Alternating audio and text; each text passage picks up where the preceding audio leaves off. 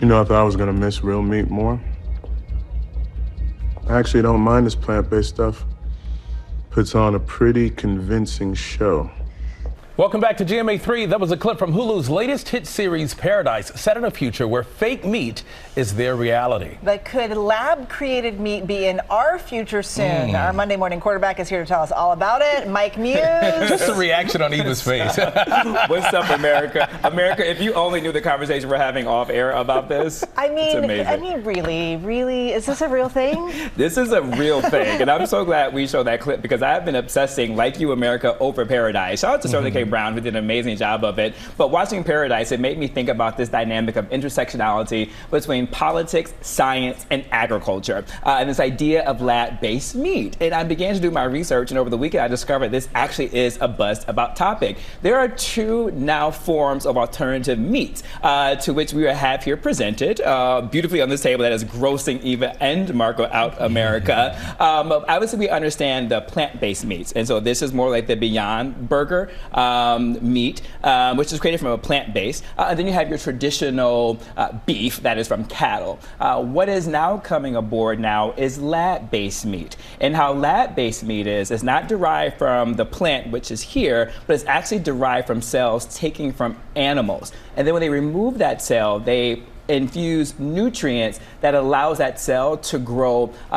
connectivity in terms into fat and also into muscle. And so that is now a meat. I know I see your faces. America is probably stomach is turning with your coffee, but this is approved by the USDA and the FDA, which goes to the importance of those type of federal agencies too as well. So talk about the pros and cons. I mean, and also talk about the latest state, what Mississippi is joining 2 other states and trying to stop it. Yeah, I mean, that's a really great question. And for me, this is where this intersectionality comes into play with all those 3 factors that I made earlier: agriculture, science, and politics. So we really talked about the science of it in terms of how it was made. Now let's look at the intersection between politics and agriculture.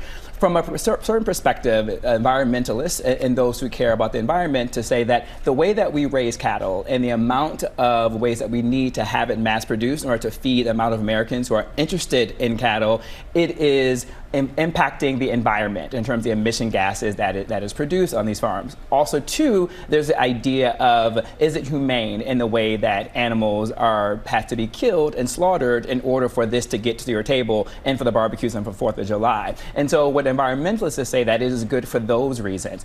What politicians are saying is that in one regard, it can be antagonistic to the farming community and to the farming business. But the nuance of this, even, DeMarco, is that farmers are saying that they don't feel like lab-based meat or plant-based meat is antagonistic to their industry. They believe that they have a very superior products and that Americans will ultimately choose beef over the idea of meat. Then you have certain politicians, because DeMarco, you teed me up to talk about Mississippi, which is their governor is a red state. So the House state legislator in Mississippi passed this no-cell lab-based meat bill, which would fine individuals up to $500 and to jail them up to 3 months if they're found using this. The governor is expected to sign it, who is a Republican, but you have on the flip side other Republicans who say, whoa, just a second, this goes against Republican sentiments, which is limited government and free trade. Now we get into free trade and limited government, because limited government, Republicans are saying, listen, if you go into the grocery store and you have an option of plant-based, lab-based meat or cow meat, that's your choice. You have freedom to choose as a consumer what you want and what you don't want. Florida has banned this ban outright.